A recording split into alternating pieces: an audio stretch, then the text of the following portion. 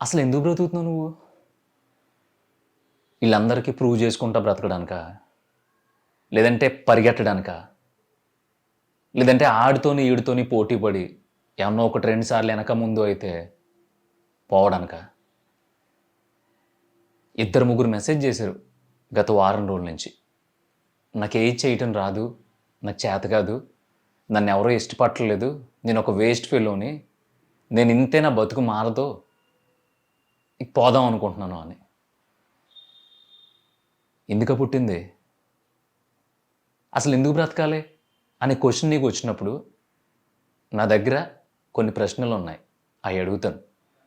అవి అడిగిన తర్వాత కూడా నీకు ఎలా నచ్చితే అలా చేసేసుకో.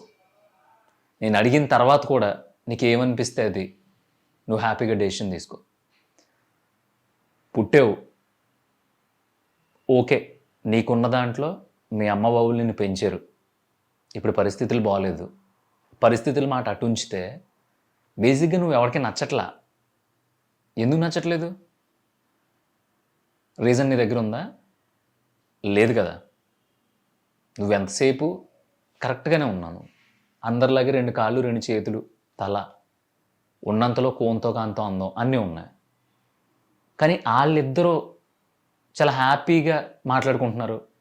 నేను వెళ్ళినప్పుడు మాత్రం ఏదో ఇంకా తప్పదులే అన్నట్టు కొంచెం మొహమాటంగా బాగోదులే అన్నట్టు మాట్లాడుతున్నారు. నేనేం తప్పు చేశాను అనే క్వశ్చన్ నీకు నువ్వు వేసుకుంటున్నావు కదా. దాని తర్వాత ఇంకో క్వశ్చన్ కూడా నువ్వు వేసుకో. అలాంటి చోటుకి వెళ్ళాల్సిన అవసరం నీకేంటి? నేను ఎందుకు ఇంత దగ్గరగా కూర్చొని చెప్తున్నానంటే నీకు ఈ మధ్య నీ ఎక్కువైపోయినాయి.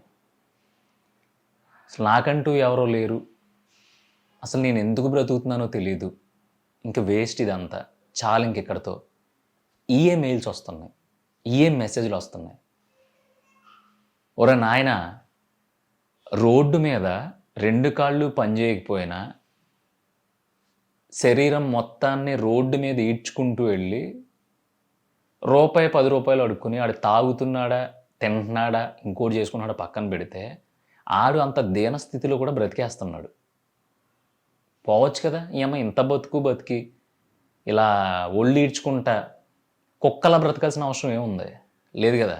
కానీ ఆడికి ఏం ఫరక్ పడదు, హ్యాపీగా సాయంత్రానికి ఒక 200 300 వస్తే ఒక క్వార్టరో హాఫో వేసాం కాదు, అలా 2 రోడ్ల మధ్య ఫుట్పాత్ ఉంటుంది చూసావా, దాని మీద కాళ్ళు జాపుకుని ఆకాశంలో చూస్తా ఒళ్ళు తెలియకుండా పడుకున్నాం కాదు. ఆడికి తెలిసింది ఇదొకటే. మరి ఏమీ లేని సగం శరీరం చచ్చుబడిపోయి అలా రోడ్డు మీద బ్రతికేసేవాడే అంత క్లారిటీగా ఉంటే నీకేమన్నా పొయ్యగలవా? మంచిగా కాళ్ళు చేతిలో ఉన్నాయి, బుద్ధి ఉంది, అవతలో లెవెల్లో నన్ను దేకట్లేదు అని నీకు అర్థమవుతుంది, బలం ఉంది, వెనకాల బలగం లేకపోయినా సరే అమ్మా బాబులు ఉన్నారు. పోనీ దీని అమ్మ ఇంకా వర్స్ట్గా ఉంది జీవితం, వాళ్ళు కూడా లేరనుకో, నువ్వైతే ప్రాణంతో ఉన్నావు కదా, నీకు అన్నీ తెలుస్తున్నాయి కదా, ఎక్కడికి వెళితే నీకు మర్యాద దొరుకుతుంది, ఎక్కడుంటే నువ్వు హ్యాపీగా ఉంటున్నావు, అసలు ఎవరితోనీ లేకుండా నేను సింగిల్గా కూర్చుంటే పోయేదేముంది, ఈ క్లారిటీ అయితే ఉంది కదా. మరి ఎందుకు ఇంకా పోతాను? ఆడు చూడట్లేదు, ఈడు చూడట్లేదు, ఆడు పట్టించుకోవట్లేదు, ఈడు పట్టించుకోవట్లేదు, అది చూడట్లేదు, ఇది చూడట్లేదు. ఈ అమ్మాయి చూస్తే ఏముంటుంది బస్సు, బానిసత్వం తప్ప. అవతలోడి నుంచి నువ్వు ఏదైనా ఎక్స్పెక్ట్ చేసినప్పుడు ఏం మొదలవుతుందో తెలుసా?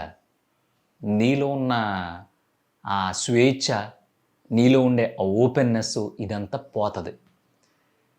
చాలా వరకు రిలేషన్షిప్స్ దొబ్బడానికి, స్నేహాలు చెడిపోవడానికి, బంధుత్వాలు బద్దలైపోవడానికి దీని అంతటికీ కారణం ఏంటంటే నీలా నువ్వు ఉంటే నచ్చకపోవడం.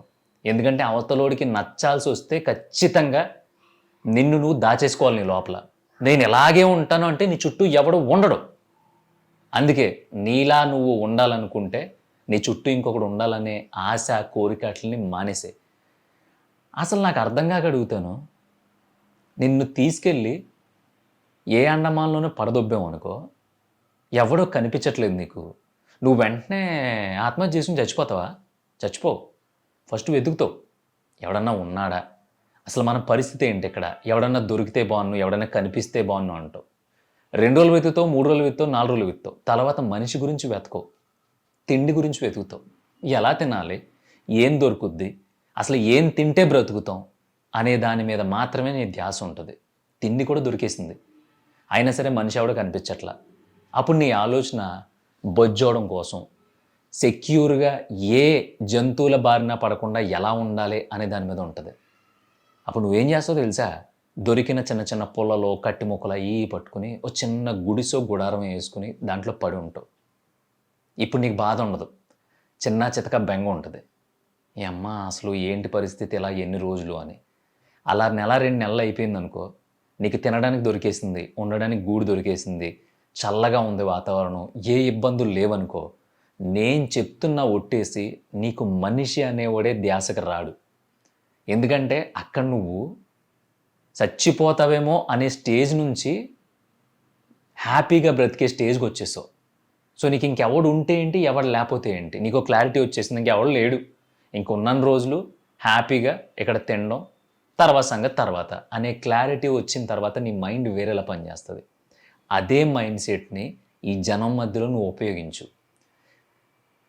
ఎవరినో ఆకర్షించడానికి, ఎవడి ఫ్రెండ్షిప్ కోసమో, ఎవడి రిలేషన్ కోసమో, ఎవడో మనల్ని పట్టించుకోవట్లేదని ఇలాంటి అన్ని టార్గెట్లు పెట్టుకున్నావు అనుకో, జీవితం సంకనాగి పోద్ది చెప్తున్నా. నువ్వు అలా ఏడిసిన రోజులు నీ దగ్గరికి ఎవడో రాడు. ఏదో గొప్పగా సాధిస్తేనే మన చుట్టూ అందరూ వస్తారనే టార్గెట్ పెట్టుకోకు. నువ్వు సుఖపడడానికి, నువ్వు చూడని అందాలు చూడడానికి, నువ్వు అనుభవించని జీవితాన్ని అనుభవించడానికి మాత్రం కష్టపడు.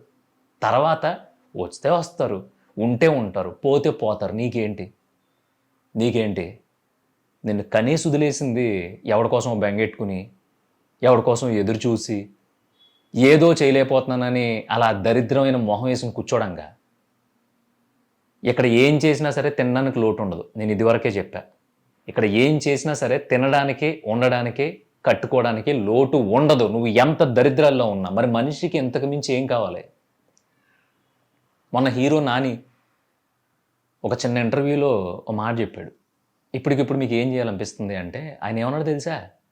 ఏం లేదు, నన్ను ఎవ్వరో పట్టించుకోకుండా నాకు నచ్చినట్టు నేనుండి ఒక బెంచ్ మీద హెడ్ఫోన్స్ పెట్టుకుని నాకు నచ్చిన మ్యూజిక్ వింటూ అలా ప్రశాంతంగా చూడాలనిపిస్తుంది. కానీ నాకు ఇప్పుడు ఆ ఛాన్స్ లేదు, నాకు అంత ఫ్రీడమ్ లేదు అన్నాడు ఆయన. నీకేం పోయే కాలం, నీకేం రోగం? నీకైతే ఫ్రీడమ్ ఉంది కదా. తినేసి సాయంత్రం అట్లు ఊరి చివరికి వెళ్ళి ఓ చెట్టు కింద కూర్చుని ఉన్న 100 రూపాయల హెడ్ఫోన్స్ పెట్టుకుని నీకు నచ్చిన పాటలేను, లేదనుకో నీకు నచ్చిన వీడియోలు చూడు, లేదనుకో ఖాళీగా కూర్చుని గాల్లోకి చూడు. నిన్ను డిస్టర్బ్ చేసేది ఎవడో, నిన్ను కమాండ్ చేసేది ఎవడో, నిన్ను రూల్ చేసేది ఎవడో? నువ్వే కింగ్ అక్కడ. ఓదార్చడానికి సంతాప సభలు కాదు నేను పెట్టింది. ఈ అమ్మ 4-5 మెయిల్లు ఇంకా అయిపోయింది, ఏమీ లేదు, మేము పోతాం పోయి ఏం పీక్తారంట. ఆ పోయేదేదో జనం నుంచి కొంచెం దూరంగా పోండి. ఇంకా చిరాకు దొబ్బితే అడవుల్లోకి దొబ్బేయండి. లేదు ఇదంతా కాదు, అసలు మాకు ఇంక అసలు చాలా అయోమయంగా ఉందనుకో, తినేసి ఖాళీగా తిరగండి. ఒకానొక రోజు, ఒకానొక టైంలో నీకు ఖచ్చితంగా క్లారిటీ వస్తుంది. క్లారిటీ రాదు అని కానీ నువ్వు ఇంకా బూతులు కూడా వస్తున్నాయి, ఇంకా పిచ్చి పట్టుదల పట్టుకుని అక్కడే కూర్చున్నావు అనుకో, అలాగే కూర్చుని ఉండు. ఎన్ని రోజులు పంతం పడతావో పట్టుకో. కొన్ని రోజుల తర్వాత నీకే సిగ్గేస్తుంది. ఏమ్మా అనవసరం కూర్చున్నాం మనం, ఇదంతా కాదు కదా, వెళ్ళి సరదాగా 1000 సంపాదిస్తుంది, ఇంకో 1500 సంపాదిస్తే మనం సరదాగా అక్కడికి వెళ్ళి చూడొచ్చు కదా, ఇక్కడ తిరగొచ్చు కదా. ఈ కోరికలన్నీ పుడతాయి. కోరిక లేని మనిషి అంటూ ఉండడు, కానీ దానికి ఒక టైం కావాలి. అంతేగాని నీ చుట్టూ ఉండే వాళ్ళ కోసం నువ్వు గెలవాలనుకుంటే ఎప్పటికీ గెలవలేవు. ఒకవేళ గెలిచినా అది ఎలా అంటే బూడిదలో పోసిన పన్నీర్ లాంటిది. నీ కోసం గెలువు. నీ కోసం గెలిస్తే తర్వాత నీకు రావాల్సినవన్నీ నువ్వు వద్దన్నా వస్తాయి, పోతాయి, మళ్ళీ వస్తాయి, మళ్ళీ పోతాయి. ఎందుకంటే జీవితాంతం గెలుపులోనే బ్రతికేసినోడు, జీవితాంతం గెలిచి చచ్చిపోయినోడు ఆ గెలుపులో ఎవడు లేడు. ఒకసారి గెలిచిన తర్వాత దోల తీరిపోద్ది చెప్తున్నా. ఒక్కసారి నేను ఇది అని ప్రూవ్ చేసుకున్న తర్వాత దాన్ని మెయింటైన్ చేయడానికి వాసిపోద్ది. ఇప్పుడు చాలా హ్యాపీగా ఉన్నావు, నీ మీద ఎవరికి ఎక్స్పెక్టేషన్స్ లేవు, నిన్నెవడో పట్టించుకోవట్లా, నిన్ను ఏకతో సమానంగా తీసి పడేస్తున్నారో దానికి నువ్వు చాలా అదృష్టవంతుడివి. ఎందుకంటే నువ్వు ఎవడో ఏం చేసినా ఎవడో పట్టించుకోడు, నీ పని నీది. అందరూ నవ్వితే సరదాగా రోడ్డు మీద వెళ్ళని చూసి నవ్వేసావు, అందరూ ఏడుస్తున్నారనుకో అయినా సరే అని చూసి నవ్వేసావు, అయిపోయింది. ఎందుకంటే నీకు ఎమోషన్ లేదు. ఎందుకంటే నేను అందరూ ఏకతో తీసి పాడేసినప్పుడు వాళ్ళతో నీకు పనే ఉంది. అర్థమవుతుందా?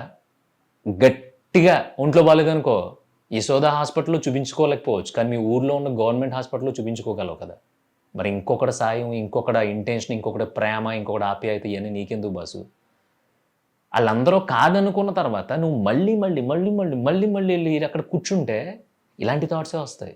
నేను ఒంటరిని అయిపోయాను, అసలు నన్ను ఎవరో దేకట్లేదని. ఎవడో దేకడు ఇక్కడ. ఎవడ స్వార్థాలు ఆడికి ఉన్నాయి, ఎవరి టార్గెట్లు ఆడికి ఉన్నాయి, ఎవడ పని ఆడికి ఉంది.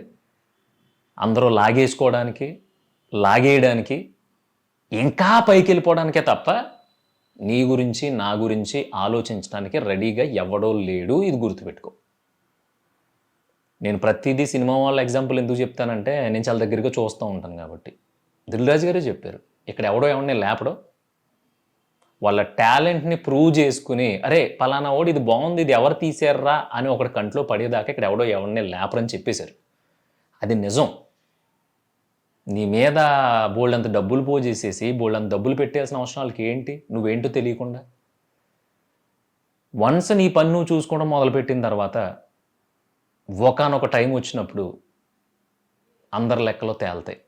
అందరి లెక్కలో తేలాలంటే నువ్వు నీతో హ్యాపీగా ఉండడం మొదలుపెట్టు.